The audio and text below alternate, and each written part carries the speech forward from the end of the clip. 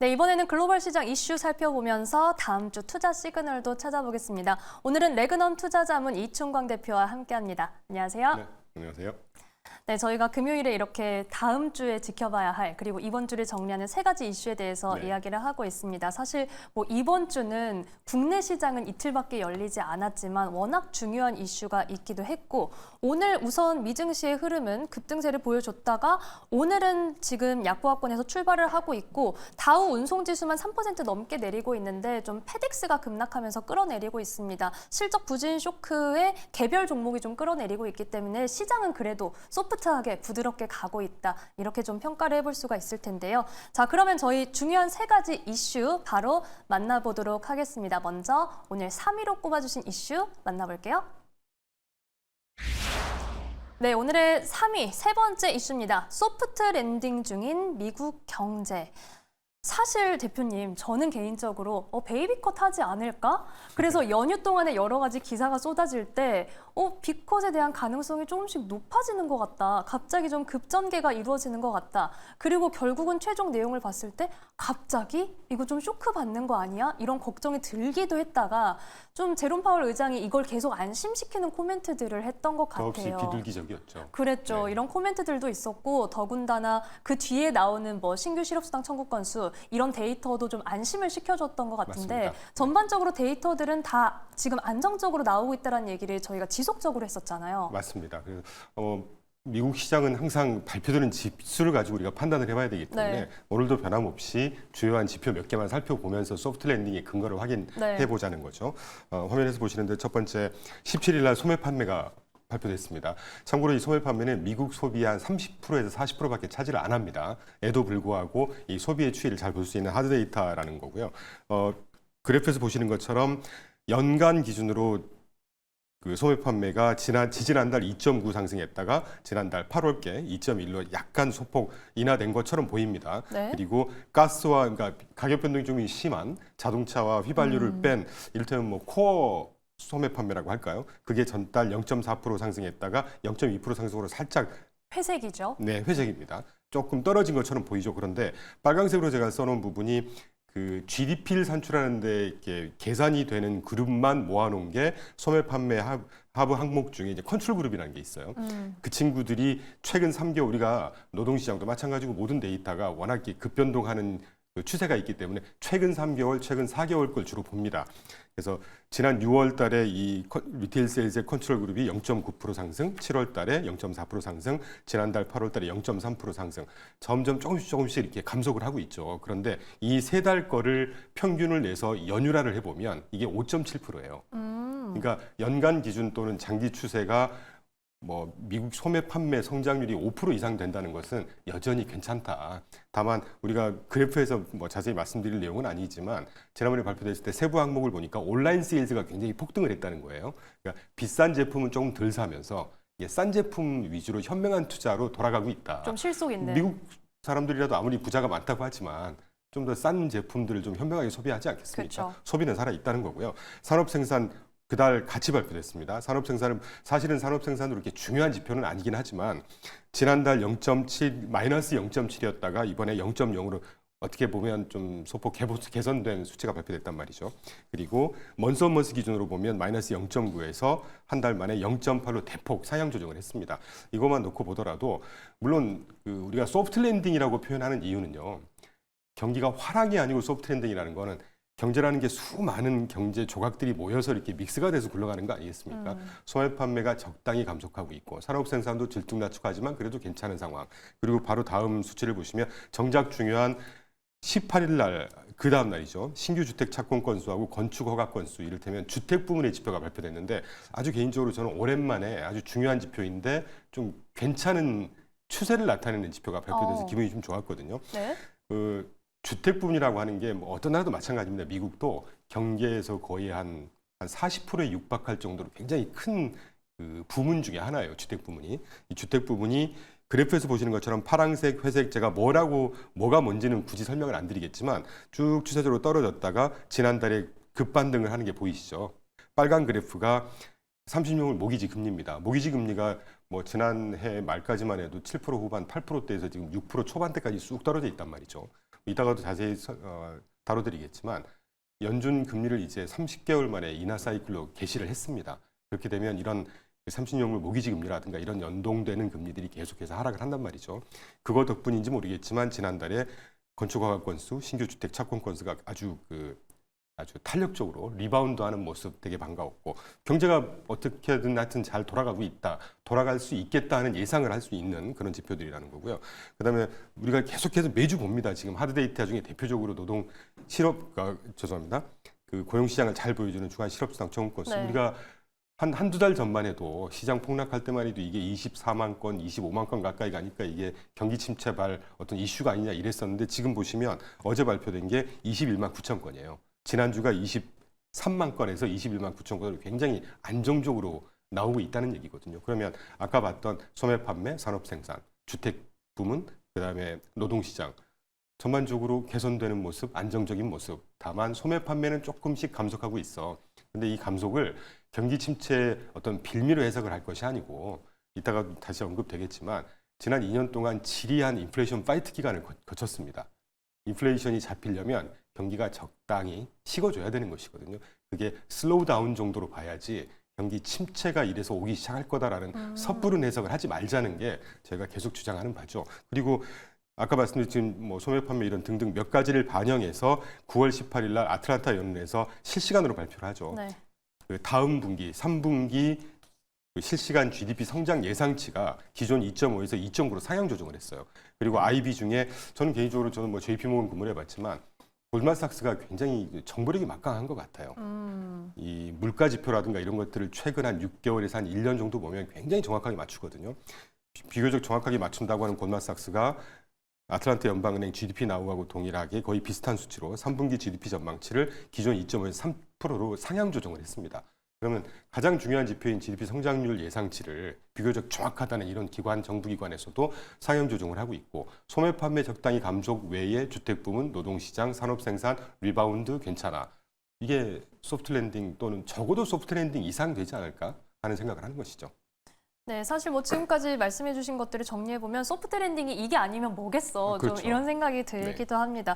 이 지리한 인플레이션 파이트를 했다라고 말씀을 해주셨는데 결국은 미국이 이 과열된 물가를 잡기 위해서 계속해서 노력을 해왔고 그게 점점 식어가는 과정인 거지 이게 경기가 확 냉각되는 거는 아니니까 과도한 우려를 할 필요가 없다라는 정확하게 내용이 표현해 주셔서 감사합니다. 네, 지표로 계속해서 확인이 되고 있었던 것 같습니다. 특히나 뭐 실업수당 청구 건수 같은 경우는 6월 이후에 또 최저치라고 하더라고요. 그래서 맞습니다. 아무래도 좀 계절적 특성이 반영됐던 게 맞는데 저희가 여름에 너무 놀랐나 이런 그렇죠. 생각이 들기도 하더라고요.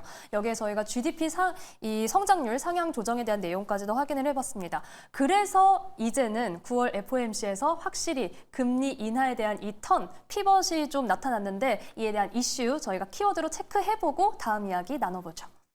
네, 두 번째 이슈는요. 바로 만나보겠습니다. 네, 오늘의 두 번째 이슈, 미국 연준 인하 사이클 개시입니다. 자, 결국은 0.5%포인트 빅컷을 단행하기로 했고 여기에 점도표가 공개가 되면서 앞으로 우리는 올해 안에는 이만큼 인하를 할 것이다. 그리고 내년에는 여기까지 목표를 가지고 있다. 이런 계획까지도 좀 내놨거든요. 여기에서 저희가 어디에 좀 주목을 해야 될까요? FOMC 자체가 굉장히 중요한 이슈고 이 시장 또는 경제 전반에 아우르는 아주 막강한 영향력이 있기 때문에 그렇죠. 뭐 어디에 꼭 짚어서 우리가 집중하자는 것보다는 네. 전반적으로 FOMC가 어떤 분위기였고 어떤 포인트인지 한번 훑어보자는 거죠. 네. 참고로 FOMC 회의는 1년에 8번 개최를 합니다. 8번 중에 4번 분기별로 3월, 6월, 9월, 12월 달에 개최되는 FOMC에서 이 닷플랫 점도표라는 걸 항상 발표를 하고요. 이따 소개해드릴 경제 전망치도 같이 발표를 해요. 닷플랫을 먼저 보시면 화면에서 왼쪽 그래프의 닷플랫인데 점도표라는 게 별게 아닙니다. 그 지방 연은 총재들이 12명이 있고 연준의 이사들이 7명이 있어요. 제롬 파월을 포함한 7명. 그래서 총 합치면 19명이잖아요. FOMC에서 금리를 결정하는 데 투표권은 12명이 하지만 이 점도표는 19명이 모두 다 찍습니다. 그러니까 이게 아까 이제 앵커님께서 좀 죄송하지만 어떤 그 전망치를 보여줬고 계획이다라고 표현을 하긴 하셨는데 이 점도표는 그냥 참고만 할 실만한 자료라는 말씀을 먼저 드리고 네. 보통 지금 발표를 하면 향후 4년 동안 4년 앞에까지 어떻게 될 거냐를 개인 의견으로 점을 찍는 거예요. 그런데 19명 중에 중간값이 중요합니다. 19명 중에 중간값이면 1, 2, 3, 4부터 10명이 위치한 점이 찍히는 곳이 중간값이라고 그렇죠. 하거든요.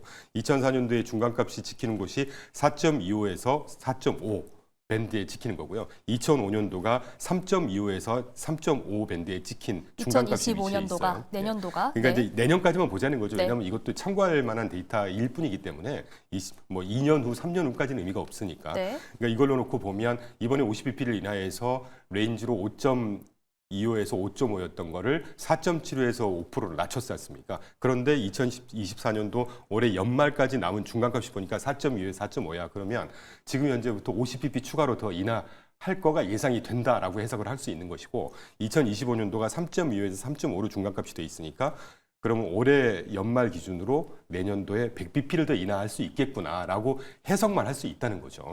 그래서 이제 이거에 너무 또 이렇게 의존을 하실 필요는 없다. 너무 과신하면 안 된다. 네. 그 이따 한번 소개해드리겠지만 제롬 파월이 이번에 미디어 인터뷰에서도 그 말씀하셨어요. 이대로 움직이진 않는다. 그냥 이게 참고할 데이터일 뿐이다라고 그래서 말씀하셨기 굉장히 때문에. 전반적으로 엄청 조심해서 말하는 느낌이 나더라고요. 좀 달래려는 그런 뉘앙스도 그렇죠. 느껴지고. 그러니까 쓸데없는 너무 이렇게 패닉을 하지 마라. 네, 그러니까 맞아요. 우왕좌왕할 필요 없다라는 게 저는 사실 지난번에도 이런 표현 드렸지만 이 제롬 파월을 포함해서 FMC 위원분들 뭐 한 번도 만나뵌 적은 없습니다. 저는 개인적으로 굉장히 리스펙하고 있는 입장이고요. 얼마나 똑똑하신 분들이 그 자리에 앉아서 그럼요. 정책 결정하시겠어요. 그리고 이제 이번에 중요했던 몇 개 코멘트하고 중립금리라는 거에 대해서 언급을 하셨는데 지난번에도 한번 소개해드렸지만 중립금리라고 하는 것은 정답은 없습니다. 딱 몇 프로라고 정해져 있지는 않고요. 이 중립금리 뉴트럴 레이시라고 하는 게 경기를 화랑으로 몰아가지도 않으면서 경기를 더 이렇게 뭐 긴축시키지도 않는 아주 적당한 수준의 금리를 중립금리라고 하는데 분명히 제롬 파월이 이번에 2.8이라고 표현을 하셨어요. 기존에 2.7에서 2.8로 상향 조정을 한 겁니다. 앵커님 중요한 건 중립금리라고 하는 게 네. 상향 조정이 됐다는 얘기는 경기가 나쁘니까 상향 조정이 됐을까요? 안 좋을 것 같으니까 상향 조정을 했을까요? 경기가 좋으니까 상향 조정을 한 겁니다. 경기가 계속 좋아지면 거기에 맞는 적정한 금리 수준도 따라서 올라가는 거 아니겠어요? 일단 그 임플리케이션을 한번 보자는 거예요.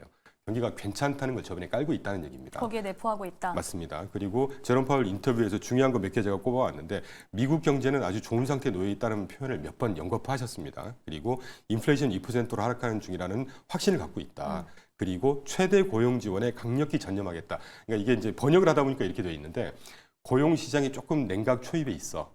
이게 함축된 의미를 해석을 해보면 더 이상의 냉각은 좌시하지 않을 거야. 어떤 식으로든 우리가 고용 시장은 뭐 지지 또는 지원 살려줄 거야 라는 표현을 확실하게 하셨다는 측면에서 볼 때 저는 굉장히 나비시한 표현이었다. 이번에 인터뷰였다라고 해석을 하고 있고요.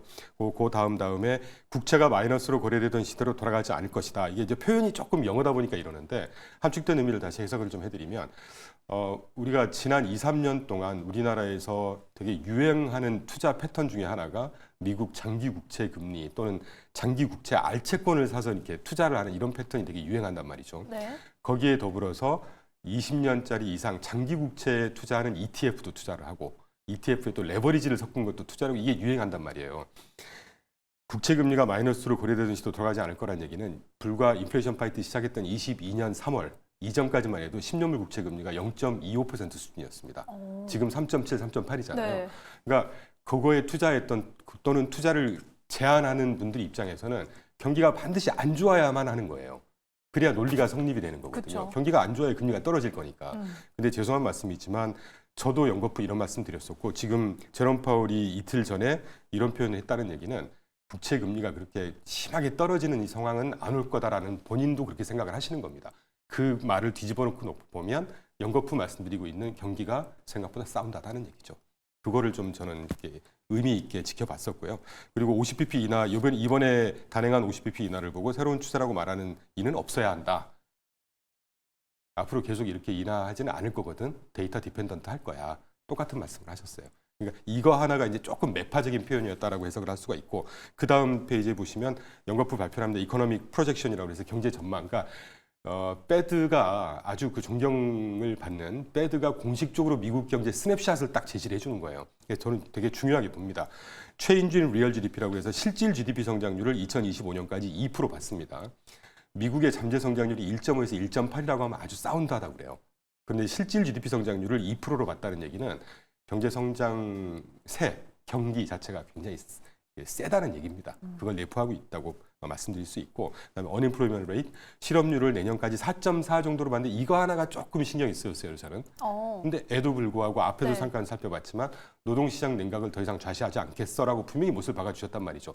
그래서 이번에 50bp B컷을 단행했던 배경도 되는 것이고, 그래서 노동시장 크게 염려하지 않고 있고, 참고로 좀 워스트 케이스 실업률이 5%까지 가도 경기 침체라고 우리가 얘기할 수 있는 필요 조건이 아닙니다. 아, 그런가요? 네네. 그래서 4.5, 4% 중반대 경기 침체라고 할 수 없고요. 그래서 4.4도 큰 염려는 없지만 이거조차도 FOMC에서 좌시하지 않겠어.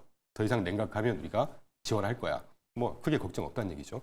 그리고 PCE 물가, 코어 PCE 물가 2.1%, 2.2%, 잘 아시겠지만 물가는 이미 오프 더 테이블 돼버렸잖아요. 안정되고 있으니까 이런 것만 보더라도 이번에 그 연거푸도 강조를 드리겠지만 이번에 그 비커지단은 FOMC 이전에 인슈런스 컷이냐 리세션 컷이냐 50bp 인하하면 뭐 아트에서 또 시장이 불안하니까 폭락할 수도 있어 이런 뭐라 그럴까요 좀 속된 표현을 쓰기 싫은데 좀 섣부른 이런 그 얘기들이 되게 많았잖아요. 결국 인슈런스 컷이다. 네. 경기가 탄탄하면서 물가가 떨어지고 적당히 감속하는 것을 미연에 방지하기 위해서 25냐 50이냐가 사실 중요한 건 아니었고 제가 지난번에도 맞아요. 말씀드렸지만 코멘트가 되게 중요할 거라고 그랬거든요. 근데 제가 바라고 예상했던 그대로 나왔던 것 같아요.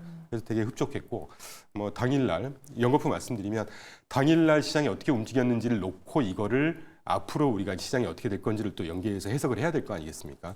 9월 18일 날 당일날은 2년물 국채 금리가 2bp 올랐고 5년물 국채 금리가 4bp 올랐고 10년물 국채 금리가 5bp 올랐습니다. 저는 이것만 놓고 뭐 시장은 좀 빠졌잖아요. 주식시장은. 그래서 조금 싸한데라는 느낌은 했지만 그래도 이렇게 많이 안 빠지길래 이건 하루 이틀 더 봐야 되겠다. 왜냐하면 30개월 만에 30개월 만에 금리 인하 사이클에 도입을 하는 거잖아요. 그러니까 시장 참여자들도 엔비디아 실적 발표했던 것 같은 그런 느낌이었을 거예요. 이럴까 저럴까 어떻게 할까 포지션 정리 이게 좀 쉬었다가 가자 이런 느낌이었을 거란 말이에요. 근데 그날 단중 장기 국채 금리가 과연 단기, 중기, 장기 물에 합당한 폭으로 상승을 장기 금리로 갈수록 더 많이 한 걸 딱 보고 이게 일드 커브 기억나죠? 수익률 커브가 불 스티프닝이라고. 불 스티프닝이라는 얘기는 단기 금리보다 장기 금리가 높다는 얘기거든요. 이게 불이라고 부르는 이유는 경기가 좋으니까 불이라고 부르는 거 아니겠습니까? 그렇죠. 이걸 반영하는구나. 그래서 이건 진짜 시장이 정상화돼 가고 있는 과정인가 보다라고 18일 날 생각을 했는데 과연 어제 19일 날 2년물 국채 금리가 50bp 인하 따라서 마이너스 1.2bp 떨어지더니 5년물과 10년물은 더 큰 폭으로 점점 큰 상승을 했습니다. 그럼 이게 더 불스티프닝을 확실히 보여주는 패턴이거든요.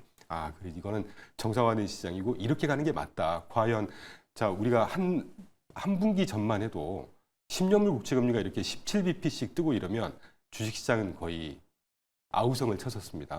근데 어제 이렇게 큰 폭의 10년물 금리가 떴음에도 불구하고 주식시장은 보시는 대로 S&P 500이 1.7% 떴고 러셀 2000가 2.1% 떴고 나스닥이 2.3% 떴어요. 이게 정상적인 시장 아닌가 하는 생각이 드는 것이죠. 네, 사실은 뭐 지난주부터 계속 말씀해 주셨던 부분이었습니다. 이 금리 인하 폭을 어떻게 하는지보다 코멘트가 중요하다라는 점을 계속해서 강조를 해 주셨었고 그랬기 때문에 저희가 제롬 파월 의장의 코멘트도 확인을 했습니다. 분명히 고용 시장에 대해서는 어떤 문제가 생긴다면 좌시하지 않겠다라는 강경한 입장을 밝혔고 또한 물가에 대해서는 확신을 가지고 있는 그 태도를 좀 보여주면서 사실은 시장이 FOMC 이 결정 딱 발표가 났을 때는 조금은 눈치를 보는 듯한 흐름을 보이다가 조금은 시차를 두고 코멘트를 확인하고 확실히 안정되고 긍정적으로 흘러가는 그런 모습을 보여주고 있는데요. 저희가 FOMC 이후에 이 시장 흐름 그리고 국제 시장까지도 함께 체크를 해봤습니다. 자, 그러면은 이 인하 컷이 또 어떤 결정이었는지 좀 더 자세하게 분석을 해보죠. 저희 1위 이슈로 꼽아주신 키워드 만나보겠습니다. 네, 오늘의 1위 이슈는요. No Recession Cut, 경기 침체로 인한 인하는 아니다. 결국은 앞서 해주신 말씀들과 다 연결이 되는 부분입니다. 그렇죠. 뭐 인슈런스 컷이냐, 리세션 컷이나 여기에 대해서 좀 섣부른 그런 코멘트기도 했다, 걱정이기도 했다, 네. 기우다라고 말씀을 해주셨었잖아요. 이거 방금까지 이제 펀더멘털에 대한 그림은 대충 훑어봤기 때문에 이 뭐 작금의 상황을 보면서 지난 2년 동안 그랬던 것 같아요. 제가 자문사를 하면서 많은 고객들을 만나고 강의를 하고 이렇게 세미나를 하면서 보면 그러니까 타성에 젖는다고 하잖아요. 과거에 이랬으니까 이번에도 이럴 거야. 그렇죠. 걱정이 되니까 사실 네네. 그런 것 같아요. 근데 투자라고 하는 것은 그때그때 데이터를 놓고 판단을 해야 됩니다. 그래서 저는 아까도 모두의 FOMC 위원들 되게 리스펙 한다는 입장인 게 네. 어떤 분들은 제롬 파월이 인터뷰하면서 데이터 디펜던트 할까 똑같은 소리 하나 이렇게 약간 시니컬하게 표현하시는데 그 굉장히 중요한 얘기예요. 데이터를 놓고 팩트에 근거해서 의사결정을 해야지. 그쵸. 과거에 이랬으니까 이번에도 이럴 거야? 이런 무책임한 의사결정이 어디 있습니까? 그런 차원에서 제가 요 차트를 꼭 한번 소개를 드리려고 갖고 왔습니다. 이번 결론부터 먼저 말씀드리면 이번 빅컷은 리세션 컷이 아니었어요. 인슈런스 컷이라고 확신을 하고 있고 왜 그렇게 생각을 하냐면 과거의 빅컷, 그러니까 50bp를 인하하면서 금리 인하를 개시했던 사이클을 3번 우리가 찾아볼 수 있거든요. 최근에 한 30년간에 2001년도 닷컴 버블 붕괴 때 그랬습니다. 그리고 2007년도 글로벌 금융위기 때 그랬어요. 2020년도 팬데믹 때 그랬습니다. 당시에 6.5였던 금리를 6%로 내리고 각각 5.25였던 걸 4.25로 내리고 뭐 이런 식의 패턴이 있었단 말이죠. 그런데 앵커님 잘 보시면 2001년도 닷컴, 2007년도 글로벌 금융위기, 2020년도 팬데믹은 누가 어떤 사람이 판단해 이거는 경기 침체일 수밖에 없는 큰 사건들이었단 말이죠. 그렇죠. 빅쇼크죠. 그러니까 과거에 이랬으니까 당연히 그런 타성에 젖는 건 이해를 해요. 그런데 지금 밑에 제가 좀 약간 노란색으로 이렇게 표시된 부분을 갖고 음영 처리된 부분. 음영 처리된 부분을 비교를 해보자는 거죠. 뭐 PC 물가 지표, 뭐 페드레 이런 것들 그냥 참고해 주시면 될 것 같고 큰 과거하고는 큰 차이가 없으니까. 미국의 10년물 BER이라고 합니다. 기대 인플레이션을 나타내는 것이거든요. 명목금리에서 팁스 물가연동 채권을 빼면 그게 시장에서 판단하는 기대 인플레이션이 얼마나 높아지고 있냐 떨어지고 있냐를 나타내는 거예요. 과거 3번의 경기 침체에 있었던 리세션 컷 평균이 1.78이었는데 이번에가 지금 2.1이에요. 그러니까 물가는 조금 아직 높은데 우려할 수 있어라고 해석을 할 수 있죠. 그 다음 데이터들을 보자는 거예요. 실업률 과거 평균 4%, 지금 4.2%. 큰 차이 안 나죠. 산업 생산, 소매 판매 하드 데이터들입니다. 더 중요한 US GDP 성장률. 산업 생산은 과거 평균이 0.74였는데 지금 0.04 조금 낮아요. 소매 판매가 3.13이었는데 지금 2.1 좀 낮습니다. 반면에 GDP 성장률은 과거 평균이 2.47인데 지금 3%에 육박하고 있고 이 말은 아까도 모두 이런 말씀드렸지만 경제라고 하는 건 굉장히 많은 조각들이 믹스가 돼서 굴러가는 게 경제 아니겠어요? 경기 침체라고 하면 우리가 진짜 걱정해야 되는 경기 침체는 성장률 자체가 그러니까 GDP 성장률이라는 게 모든 데이터들을 다 아우르는 거 아닙니까? 방금 보셨던 닷컴 버블이라든가 글로벌 금융이라든가 팬데믹 때처럼 모든 경제가 한꺼번에 다 푹석하는 걸 걱정해야지 경제라고 하는 건 좋고 안 좋은 게 항상 버무려져 있는 겁니다. 저는 이런 그림이 되게 정상적인 그림 아닌가? 소매 판매 적당히 감속하고 있어. 산업 생산 과거보다는 조금 낮아지긴 했지만 문제 없어. 물가를 잡기 위해서 고금리를 30개월 동안 유지를 했습니다. 그러면 물가가 잡혔잖아요. 물가가 잡혔다는 얘기는 경기가 적당히 감속을 해야 물가가 잡히는 것이죠. 그걸 그대로 보여주는 현상이 아닌가라는 생각을 하는 거예요. 그러면서도 가장 중요한 GDP 성장률은 오히려 더 사운드한. 그러니까 경제라고 하는 게 다시 요약을 잠깐 해드리면 산업 생산 소매 판매 이 몇 개만 놓고 경제가 구성이 되는 게 아니고 민간 투자 부문, 정부 지출 부문, 기업 부분들이 아우러져서 GDP 경제 미국의 경제 어떤 한 나라의 경제를 떠받쳐주는 뭐 그렇게 구성되는 거 아니겠습니까? 그런 것들을 봐야 된다는 것이고 정작 중요한 그 밑에 빅스 지수 위험 요인들을 나타내는 시장 지수, 빅스 지수라든가 변동성 지수죠. 네. 미국 하이힐드 스프레드라든가 모기지 연체율 같은 걸 보면 과거 평균 대비해서 지금 현재가 훨씬 낮습니다. 그렇네요. 그러니까 이런 질적 개선이 점점 이루어지면서 정부가 원하는 FMC가 원했던 물가를 잡기 위한 그러기 위해서는 경기가 적당히 감속해야 되는 이 그림을 그대로 보여주고 있다는 말이죠. 참고로 밑에 ISM 제조업 서비스 PMI 그때 우리가 한번 다뤘던 데 소프트 데이터의 신뢰도가 별로 높지 않습니다. 굳이 언급할 필요는 없을 것 같고 그래서 이번에 인슈런스 컷이라고 하는 것은 과거 3번이 공교롭게 딱 경기 침체가 왔을 때 50bp 이하였어요. 그러니까 이제 타성에 젖었는데 실제로 데이터를 쭉 놓고 보시면 이게 뭔가 드라마틱한 변화는 아니라고 생각을 하실 수도 있겠지만 경제 데이터라고 하는 게 드라마틱하게 막 주식시장처럼 몇십 프로 떴다 빠졌다 이러면 아무도 살아남지 못합니다. 여담으로 말씀드렸고 그래서 지금의 현재 모습이 미국 정부 FMC가 원하는 지금 물가가 적당히 잡히면서 경기가 아주 뭐 크게 문제 없이 소프트 랜딩하고 있는 그림을 일관되게 보여주는 상황이 아닌가 하는 생각이 드는 거죠. 그래서 다시 정리해드리면 이번 빅컷은 인슈런스 컷이다. 그래서 주식시장에는 호재다라는 정리를 할 수가 있을 것 같아요. 네, 아무래도 주식시장에는 호재다. 오늘 뭐 국내 증시도 하루 좀 늦었지만 그런 흐름을 받아가고 있는 또 사실 아시아 증시 중에서는 약하긴 합니다. 하지만 그런 흐름을 어쨌든 이제는 이어가려고 하는 그런 움직임을 보여주고 있고요. 사실 오늘 말씀을 정리를 해보면 시장이나 정책 결정의 원리 자체도 데이터에 근거해서 돌아가는데 당연히 투자자로서도 좀 심리보다는 그럼요. 데이터에 집중을 해야겠다 이런 생각을 해보게 됩니다.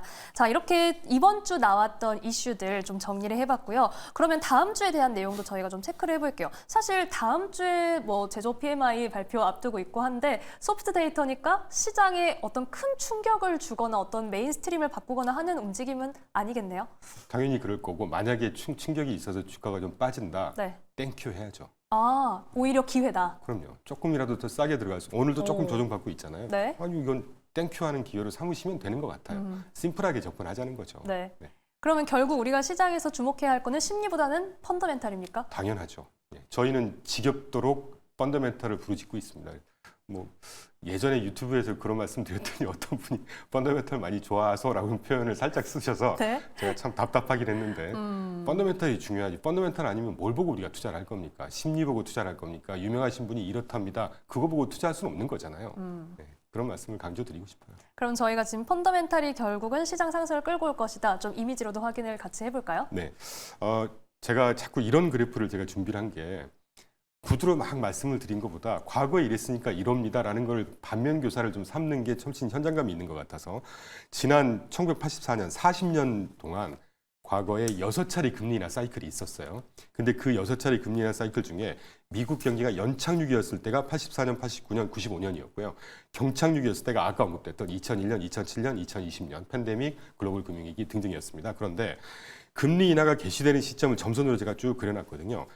개시되는 시점 이후 1년 동안의 S&P 500의 수익률을 평균 내본 겁니다.